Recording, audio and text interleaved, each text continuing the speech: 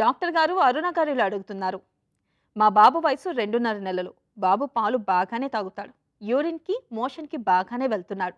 అయితే బాబుతో సమస్య ఏంటంటే వాడు పడుకున్నప్పుడు గురక పెడుతున్నాడు.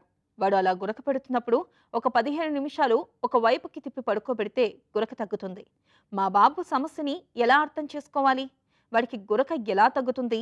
సలహా ఇవ్వండి అని అడుగుతున్నారు. అరుణ గారు, నార్మల్గా 6 నెలల లోపు ఉన్న పిల్లలకి గురక అనేది వెరీ వెరీ కామన్ సిమ్టమ్ అండి. సో ఎందుకంటే ఏదైతే ముక్కు ఉంటుందో అందులో ఏదైతే గ్యాప్ ఉంటుందో దాన్ని నాస్ట్రిల్స్ అని అంటుంటాం కదా, చాలా చాలా నేరోగా ఉంటుంది, సన్నగా ఉంటుంది. కాబట్టి మైల్డ్ బ్లాక్ ఉన్నా కూడా అది గురకలాగా మనకు వినిపిస్తూ ఉంటుంది.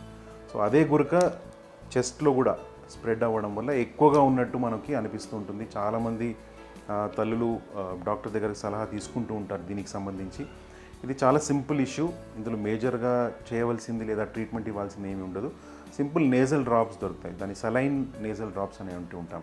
ఇవన్నీ over the counter drugs. So saline nasal drops ఒక్కొక్క చుక్క ఒక్కొక్క ముక్కులో వేస్తే ఈ గురక అనేది చాలా వరకు తగ్గుతుంది.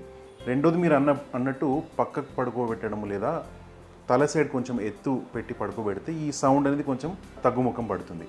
సో పొజిషన్ చేంజ్ చేస్తే కూడా మీకు ఆటోమేటికలీ ఈ సొల్యూషన్ దొరుకుతుంది. లేదు అలా చేసినా కూడా గురక ఉంది అన్నప్పుడు simple nasal saline nasal drops వాడితే మేజర్గా ఈ గురక అనేది మీకు ఉండదు.